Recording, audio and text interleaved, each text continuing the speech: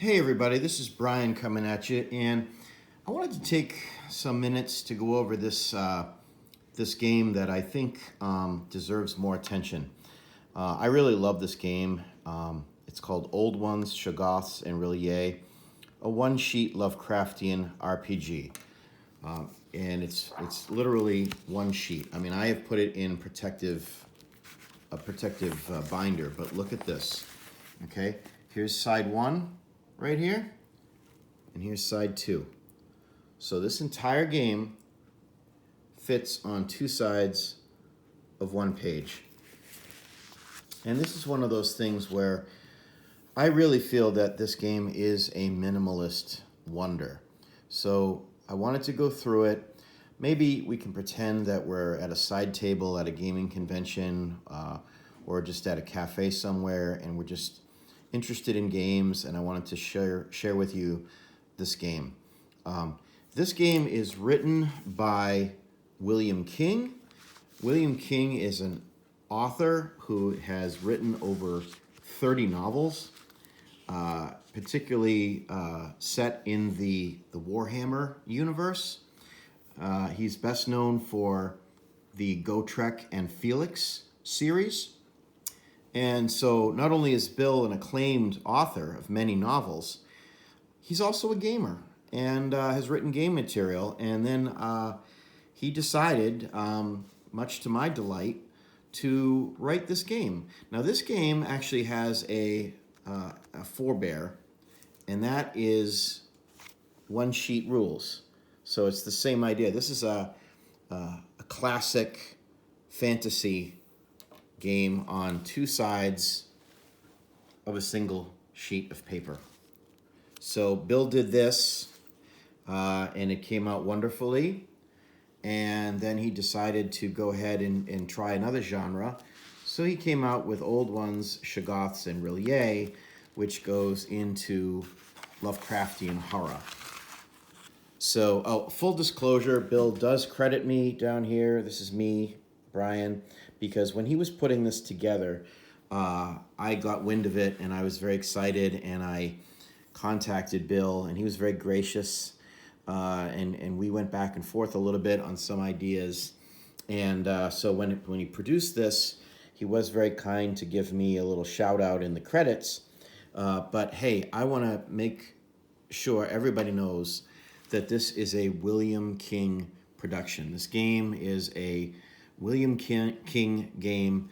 He was kind enough to put word of me in the end there, but just because he's a great guy. This game, as well as One Sheet Rules, both of these are pay what you want on DriveThruRPG and itch.io. So really, William has put this out in the world for everyone to enjoy. I also don't feel like I'm giving away the store by going through this game at length, because it's a pay what you want. So I'm enthused about it. I want to share that enthusiasm with you. So what is this? This game, in Bill's words, it's a players control adventurers in a world of pulp adventure and Lovecraftian horror. Okay, get right into character creation. Character creation takes all of about 20 seconds. You only have three attributes: strength, dexterity, and intelligence. That's it. You're going to assign 3 points in any way you see fit amongst those 3 scores. So you could put a point in each one, or you could put 2 points in dexterity, 1 point in intelligence, and nothing in strength. Or you could put 2 points in intelligence and 1 in strength and nothing in dexterity. Whatever you want to do. Okay? Those are your 3 attributes. You're going to roll your hit points. 3d3 for your hit points. Every hit point, you're rolling a d3 because you've got a point up here. So for every point that you put into one of these, you're rolling a d3 to find out how many hit points. You can advance in this game.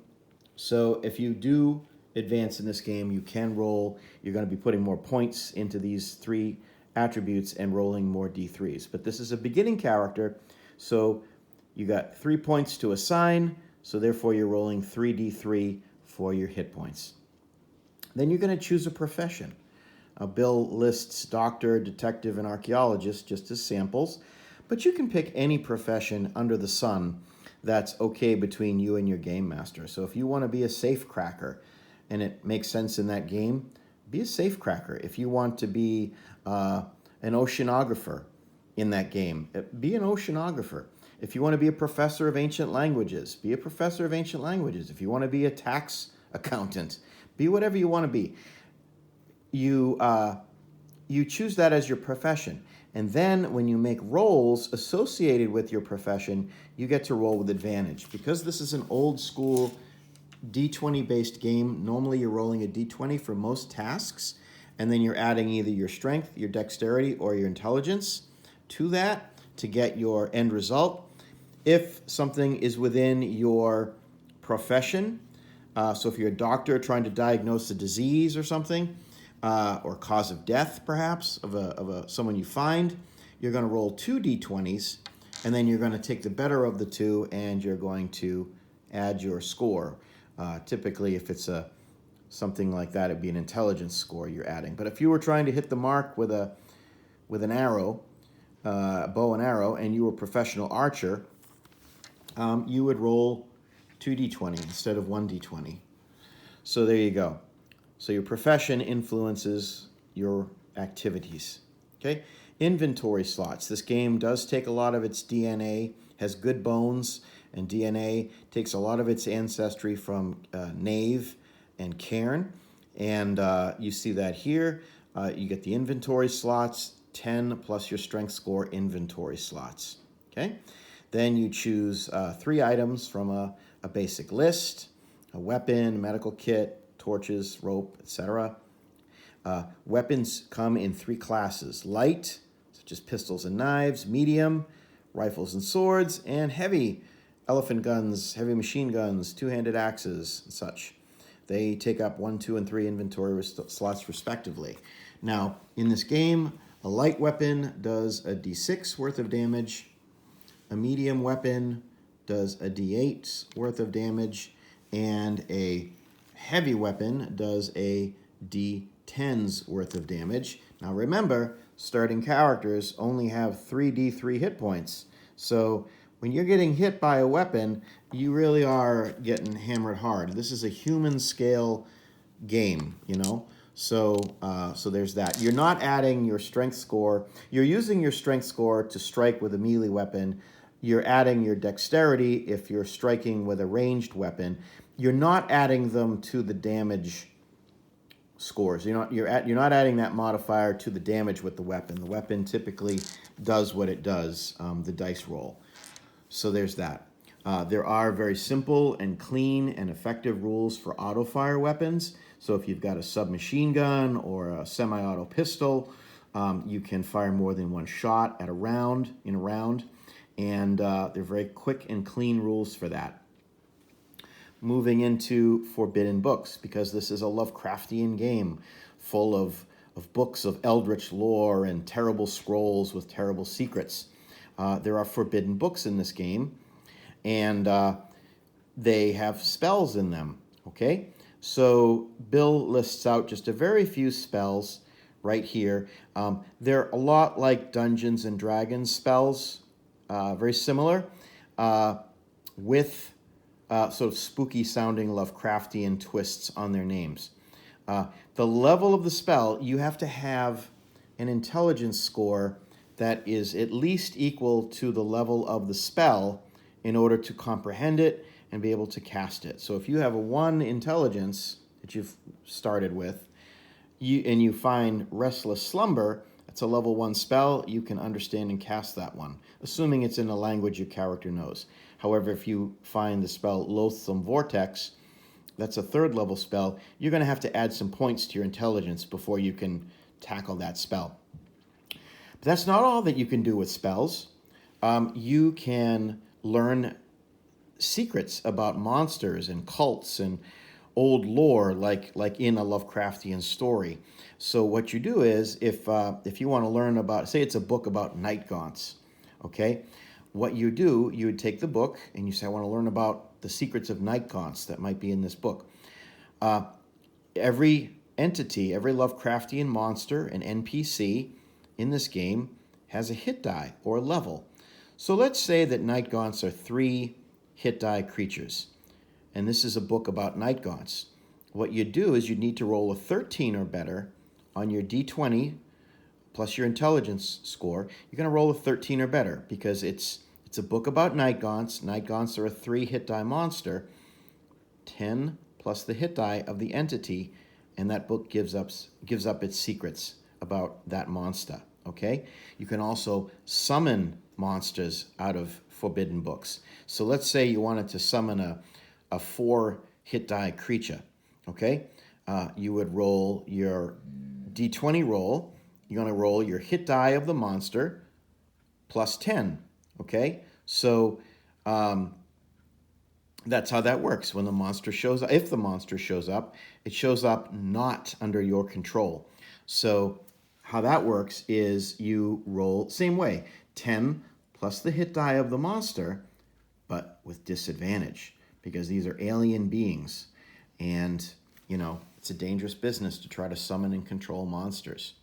All right. Now, if your occupation, right, if your profession was occultist, then maybe when rolling to control that creature, the disadvantage inherent in that activity would be offset by your advantage as an occultist, and you'd just be making a straight d20 roll plus your intelligence.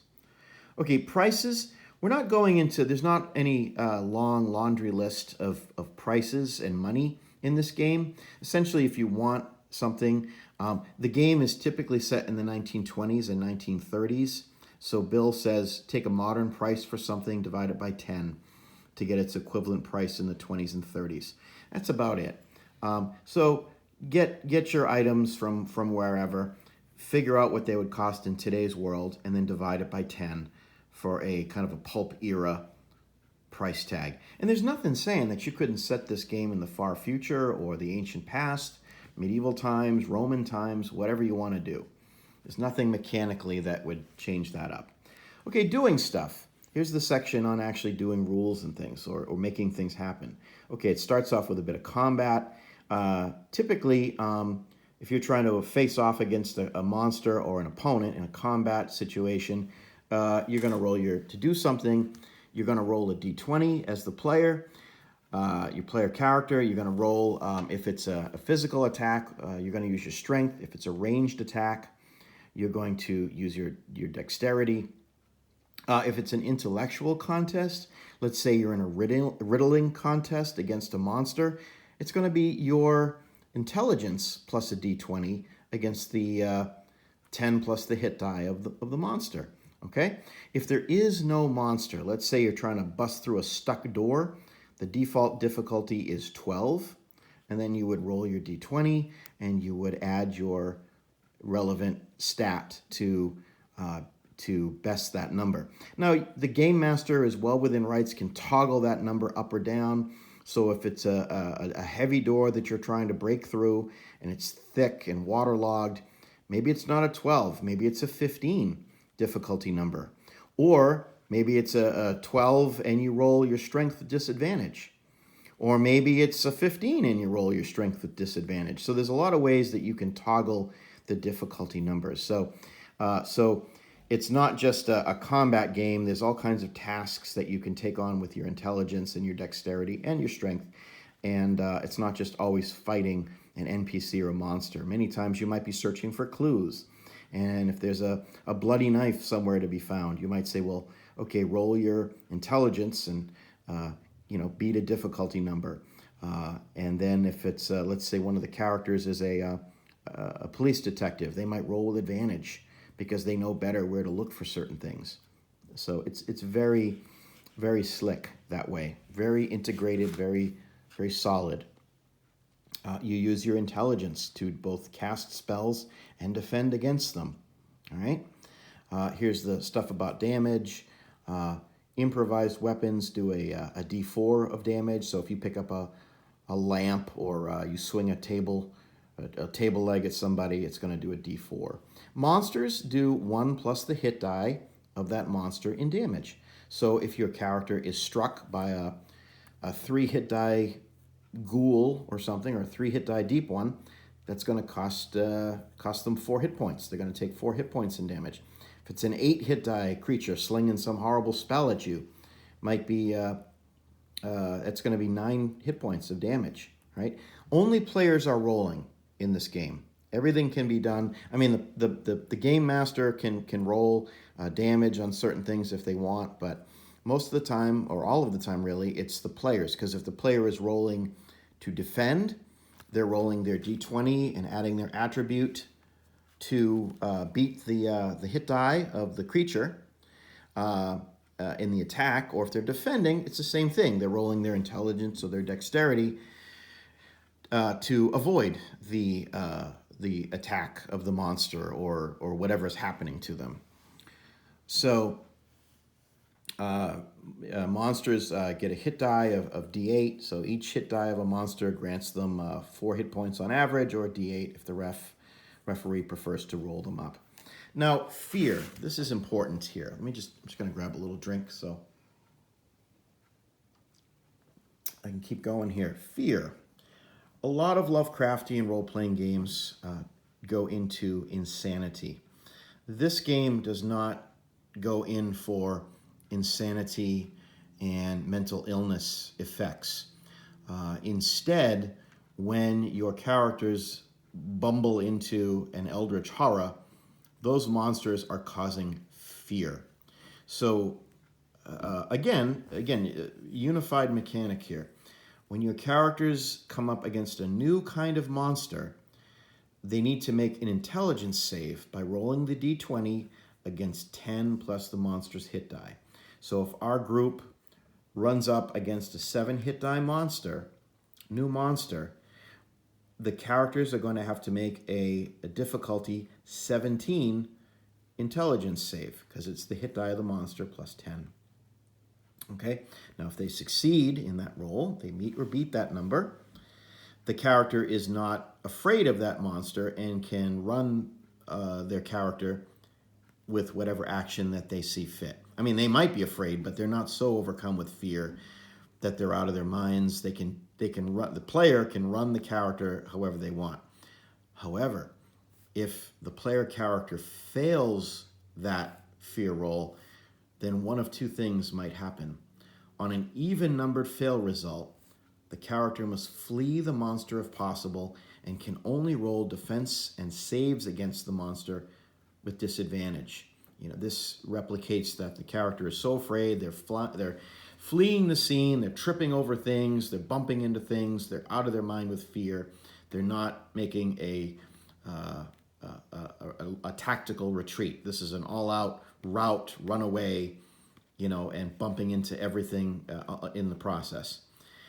So if the monster comes after them or they're otherwise attacked, the player's rolling with disadvantage. Now, on an odd number fail result, the character is paralyzed in place with fear, and no defense rolls are possible. So that might mean that the character faints at the sight of the monster, or just stands there dumbfounded, can't believe what they're seeing. They're just rooted to the ground in fear, or just confusion. They can't make sense. Their brain kind of shuts down. Now, rules as written, there you go. In practice, when I play this game, typically if a monster does decide to attack a fear-struck character, once that happens, I oftentimes ask the player to make a second fear save, because the pain of the attack, the pain of the damage, might snap them out of their panic and allow them to behave in a way that they can better defend themselves. But that's up to the referee. Now, if a fear-struck character does observe that monster being defeated or destroyed, maybe by their companions or whatever, that fear effect automatically ends. However, that character will need to make another fear roll if they ever again bump into that type of monster. Once they make their fear save, they don't have to ever do that again. But if they haven't made their save, they're going to have to do that at some point.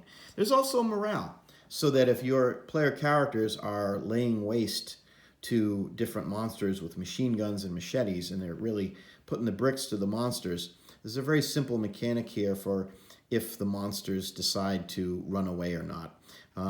Bill writes, eldritch horrors and undead almost never run away. But you might have creatures and non-player characters that would, that would use this. So very simple. Again, there's a very simple advancement scheme. So you can campaign with this. This is a very simple rule set, but you could use this for a full-length campaign. You're rolling after a successful adventure in which your character survives. You roll a d6 for a stat of your choice, intelligence or dexterity or strength. And if you roll higher than that current stat, the stat increases by 1, and your hit points also go up by another 1d3. However, if you roll a 1, you've run into a bad time, and the stat goes down by 1, and you lose d3 hit points. And if this brings you to 0 hit points, you die. So there is a very simple but effective advancement scheme here. So no heavy math, no totaling up tons of experience points. If you have a successful adventure, you're rolling to see if you can increase the stat and your hit points just a little bit. And remember, that's going to increase your ability to do things like cast higher level spells and generally be more effective. That's if you choose intelligence. But it's going to allow you to be more effective based on what stat you're trying to upgrade. So there you go. And then we have a laundry list here of eldritch horrors, right? What game would it be if it didn't have some Lovecraftian monsters? And it really goes down the list here. It starts with an occultist here, cultist of Lovecraftian strange religions and whatever, monsters.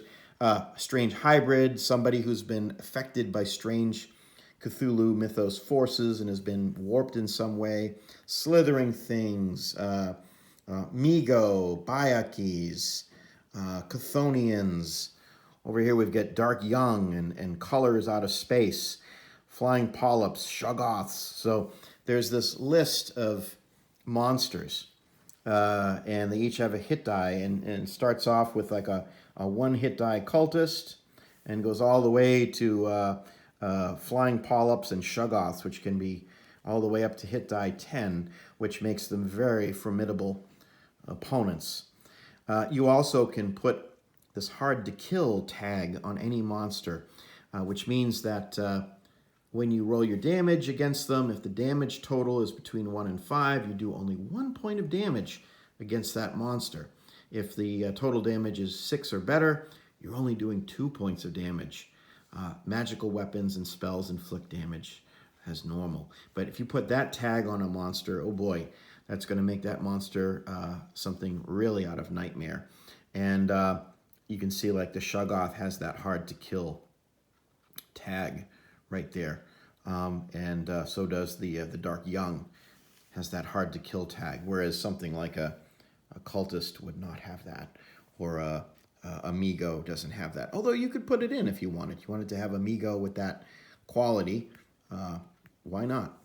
So then after the monsters, Bill has made the license right here, and it's great. It's he's been very generous. It's a Creative Commons. So you're free to share the material, adapt it for any purpose, including commercially, as long as you give attribution. And then Bill gives a shout out. He's got more free stuff online with a link to his material. And then there's oh, look at that. There's me. Again, very gracious of Bill to put me in there. I really like this game. If you like a very clean, rugged, robust, minimal but elegant role-playing game that allows you to play Lovecraftian adventures using a rugged, old-school rule set that's been around, the bones of this game go back to the earliest days of the hobby. So anybody who's played older versions of Dungeons and Dragons, anyone who's played older versions of D20-based games is going to take to this like a duck to water. And it's very easy. I mean, it's very easy to create a character, so you can You can roll this up. It'd be wonderful for conventions or one-shots. And look how small this game is. You're not weighing down a backpack or a bag or anything. I mean, this thing, and because it's one sheet and Bill has made it pay what you want online, you could print this out on one sheet. You know, this would be side 1 and this would be side 2, and you could hand this out to all your players at the table. So you all have it ready to go for your game. The other wonderful thing about this is because it's old school and uses old school mechanics, it works with just about any old school adventure that you might have or old school rule book. For example, I have this book for Labyrinth Lord called Realms of Crawling Chaos. And this thing is an old school Lovecraftian, Cthulhu-ish compilation of monsters and spells and strange artifacts and all kinds of things like that. So I can use something like this. I can bring anything in this game right into my Old Ones, Shoggoths, and R'lyeh book. I mean, they work. Bing, bang, boom. Same thing with this. This is Cthulhuid Bestiary, okay? Lovecraftian monsters for OSR games. And this was put out a few years ago. This is out there online. And look, it's a big, long laundry list of different monsters for Lovecraftian adventures. And you could take any number of these and bring them right in to Old Ones, Shoggoths, and R'lyeh, and it would work just like butter on toast, right? It's going to be great. If you want to grab fantasy monsters, you can grab, I've got this book for Swords and Wizardry, another great old school game. And this is the monster book for Swords and Wizardry. And if I open this thing up, here's all kinds of fantasy monsters that I can grab. I mean, that looks like a Lovecraftian monster right there. Okay, but you can take any monster or spell from any old school game, any magical treasure or cursed item from any old school publication going back over the decades and bring it right in to Old Ones, Shoggoths, and R'lyeh, right? Because they all work off of the same basic genetic code, which is wonderful. And so Bill, it really takes a very brilliant person to take a game and really just distill it down to just a couple, literally 2 sides of one piece of paper. And the nice thing about this is it's very, very clearly written. There's nothing in here that when I read this, there's nothing in here that confused me. There's nothing in here that I felt like I had to sort of struggle with myself to make fit or work. Everything is very, very clearly written. Everything is very robust. It goes back to the oldest games, the oldest of the old school games. So you will understand this intuitively. There's no wondering and worrying, did I get this right? Which means you can master this rule system very, very quickly and focus your attentions as referee on the mystery at hand, the adventure at hand, not on the rules themselves. If you need to look something up, it's going to take all of 5 to 10 seconds to find what you need. And if you like this one, you can always, if you want to go straight fantasy, there's one sheet rules. And then you can go into the Lovecraftian realm with Old Ones, Shoggoths, and R'lyeh, OSR. I love what Bill did there. So this is a miraculous game. I love this game. If you don't have a lot of time and you want to get a game going, this is a Lovecraftian game going, this is the one for you. If you do have a lot of time and you just want a simple but not simplistic rule set, something that's very robust and that you can use to make the game happen, this is the game for you. Even things like the fear check, you can expand on any one of these, like the fear check. If you wanted to have a character have hallucinations or something, just have them make an intelligence check against a difficulty number that you choose. And you can have all kinds of different effects going on besides the fear effect when people encounter monsters. Or you can just use it rules as written right here. It's beautiful. But I guess what I'm saying is anything that's in here, you can bring items from other games in, and it's not going to break this game. This game is rugged and ready to go. It's really, and it's polished down like a diamond. It's polished down like a gem to its barest elements. And Bill does it in a way that it's minimalist, but it's not simplistic. It's beautiful. So do yourself a favor, check this out. The guys on the Analytic Dice podcast reviewed this game. I played with them. We played in a session. And then on the podcast, Gabe and Kevin of the Analytic Dice podcast gave a review of this game. So you can hear them talk about it as well. I'll put that in the notes.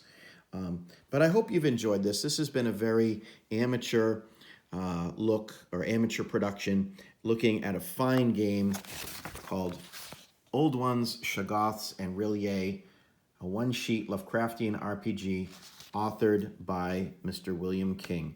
And do yourself a favor. It will not cost you anything to check it out. And you get the whole game, and you've got a lot of fun in a tiny, wonderful package. Okay, thanks, everybody.